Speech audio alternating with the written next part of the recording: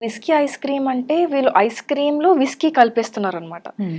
Ice cream దేనితో చేస్తారో మనకి మిల్క్ సాలిడ్స్, మిల్క్, డైరీతో చేస్తారు ఐస్ క్రీమ్. హ్మ్. కానీ ఇది విస్కీ అనేది ఆల్కహాల్. హ్మ్. కాబట్టి ఇప్పుడు మనం ఆల్కహాల్ ఇంకా డైరీ కలిపినప్పుడు చాలా ప్రమాదకరంగా మారుతుంది ఆ కాంబినేషన్ ఏదైతే హ్మ్. ఉంటుందో.